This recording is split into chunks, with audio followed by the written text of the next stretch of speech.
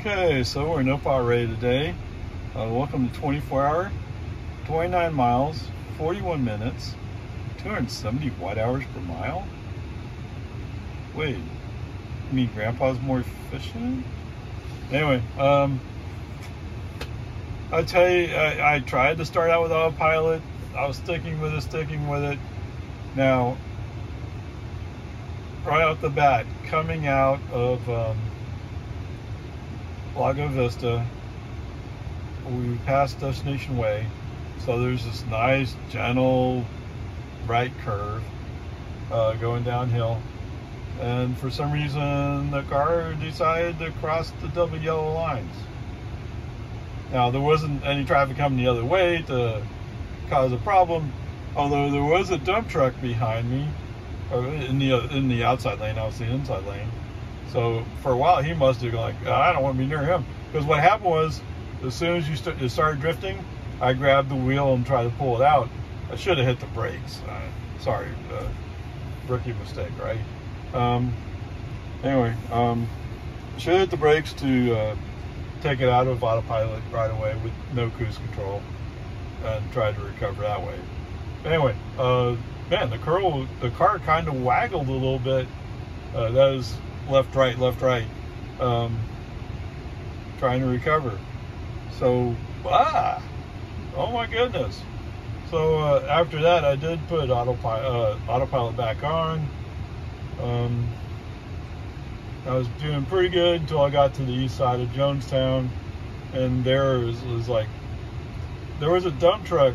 I mean, to be fair to him, if he was pulling out and going, he would have been fine. But what's that? Oh, he kind of stopped in his lane, in the outside lane. I don't know if he actually stopped, but he was close to it when I went by. So the dump truck that I mentioned before, yeah, he made sure he got over real quickly and went by. Now, I don't know if he knew from experience that's what those dump trucks do. I don't. It was instant. He was over. And so I had to wait for him. And the car in front of me went as soon as that dump truck went by. So I was actually the fourth person to go by this truck. I have no idea what he was doing. It looked a lot like he shouldn't be operating a truck here. Anyway, whatever, peace and harmony.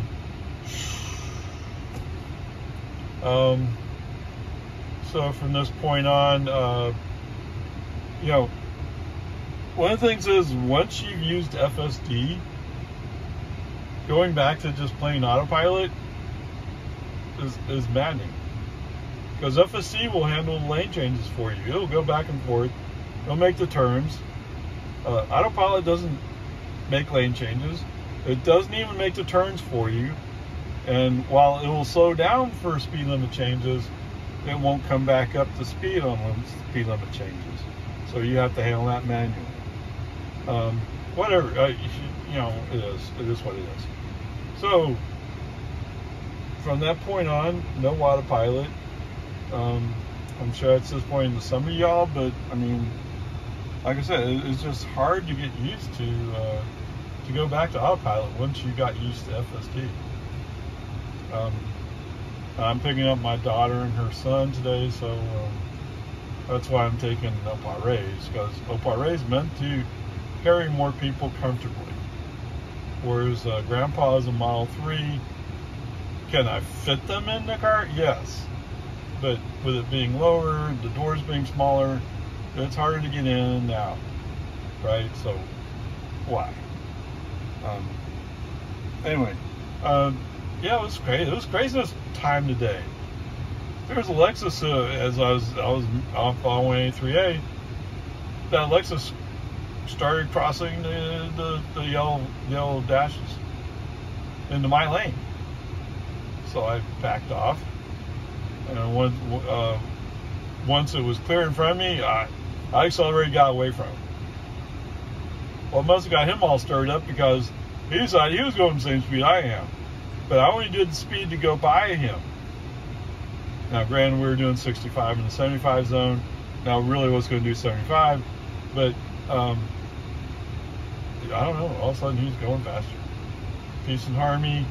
The funny thing is, there was a Bronco behind him. The Bronco decided to go left around him, and so the Lexus had to stay up with him. Well, both of them getting out at the next exit. But there was a Corolla behind me, an old piece of junk Corolla. And when I slowed down to make sure I wasn't next to the Lexus, because you don't trust people. If they cross your lane, don't trust them. Don't have them next to you, because you never know when the next oh my goodness moment comes up. They're going to be right into you. So you stay away from these people. Anyway, Mr. Corolla didn't like the fact that I slowed down so the Lexus would go by. So he made a snap loop around and immediately cut in front of me. But, okay. Guess what, guys? You left the middle lane wide open. Shift the middle lane, go by these guys. Yahoo. I mean, you must have felt really good to pass a Tesla. Oh, I passed a Tesla today. Okay, how long did it take for him to pass you? 5 seconds. Right? I mean, that's all it took to observe the lane, make a decision, move left, and go by. That's not just the acceleration speed. That was a whole process. It was like that. Come on. Whatever. People have to prove they're big, strong. Okay, whatever. But here's the thing, right? Once we're on regular 183, there's so much traffic around. Whereas if I had FSD that was handling most of the driving duties, it would have been far easier, right? And if I wanted to change lanes, just left turn signal, right turn signal, whatever, and it would handle it. Okay, whatever. It's just autopilot. No big deal. No big mysteries. And you know, I don't care that much for autopilot. Give me FSD. Oh yeah.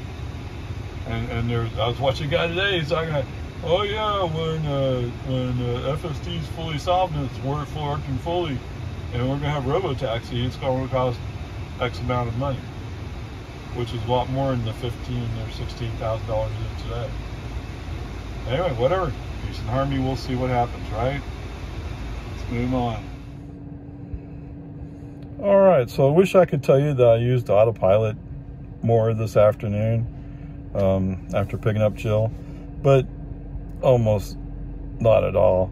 I mean, I turned it on initially from the main, so some, but you know, after a while you go like, okay, it's time to get going, and so off, go.